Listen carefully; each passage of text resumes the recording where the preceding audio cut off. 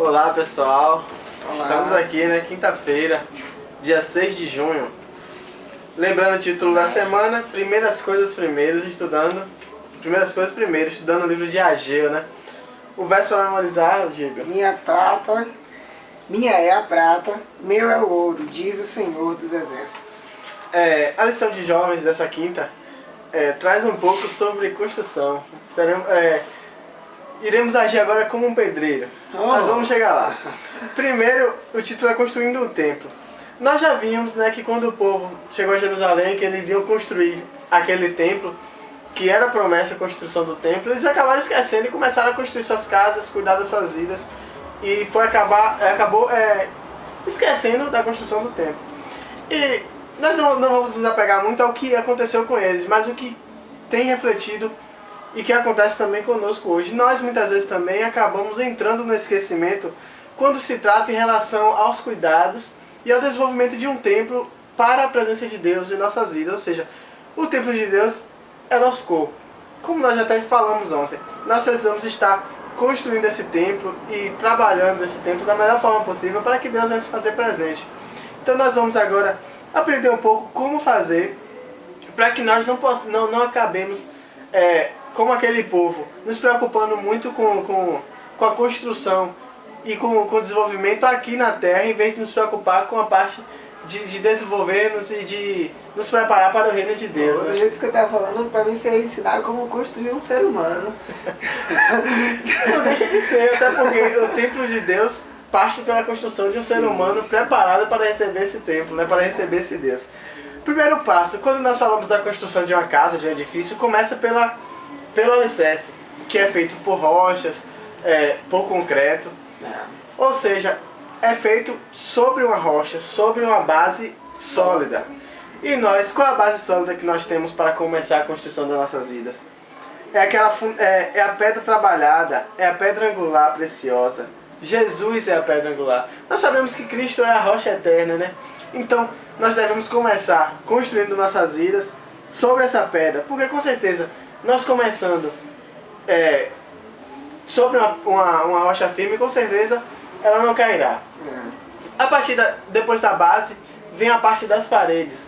A parede tem a responsabilidade de sustentar o telhado, ou no caso de prédios, os andares superiores. Então, qual é a função em si? Apoiar o que está acima dela ou próximo a ela. Nós também, nessa vida cristã, nós precisamos estar apoiando uns aos outros, como igreja, nos unindo uns aos outros, apoiando nas necessidades. Será que você não pode hoje estar apoiando um amigo seu que está fraco na fé, ou até aquele recém-batizado que precisa de uma ajuda? Nós possamos estar estruturando nossas paredes dessa forma, buscando estar sempre ajudando ao próximo. E a parte de cima da construção é o telhado. O telhado representa a proteção. Essa proteção nós temos através de Deus.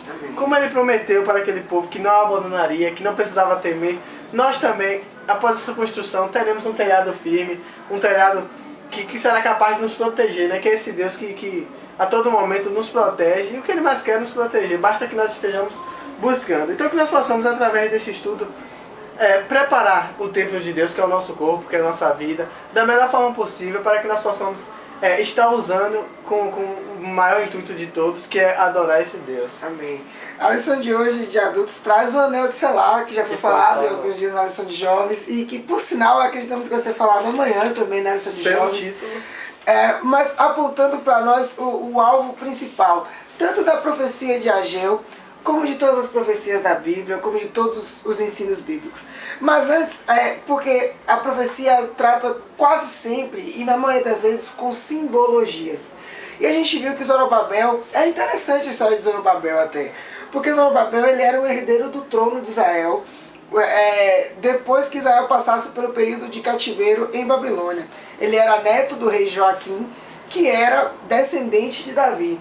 E através de Ageu, o Senhor falou para Zorobabel que ele agiria em relação à construção do templo como aquele que dava a palavra final, aquele que seria o responsável pela consecução das ordens e por tudo que aconteceria. Porque o anel de selar representava a palavra final que um rei dava quando ele fazia um decreto, e ele ali cravava com o sinal aquela ordem para que a ordem realmente fosse cumprida e fosse executada. Então, Zorobabel foi comparado a essa ação, a pessoa que faria com que acontecesse a construção do templo, e isso seria irrevogável, no caso a reconstrução do templo.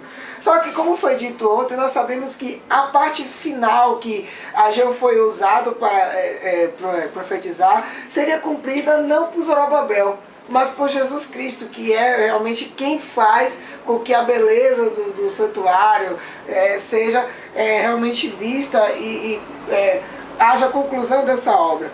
Então, o anel de selar que Ageu se referiu a Zorobabel era mais uma profecia messiânica que dizia que Jesus seria quem reconstruiria o templo, quem reconstruiria Israel, quem faria com que Israel fosse mais uma vez uma nação que adorasse apenas ao Senhor Deus dos Exércitos.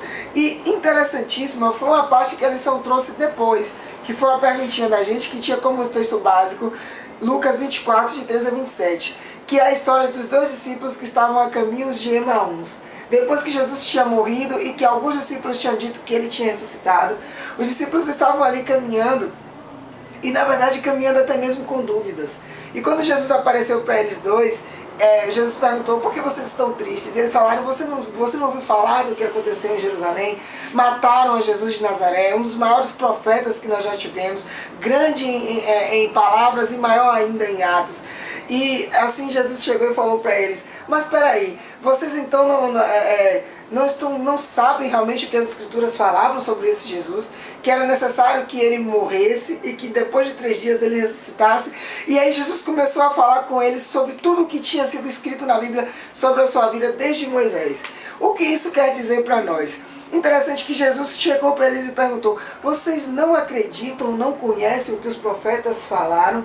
Isso quer dizer o seguinte: a Bíblia nos dá relatos e o que os profetas trouxeram para nós sobre esse Jesus que viveria no nosso meio, morreria e depois viria nos buscar.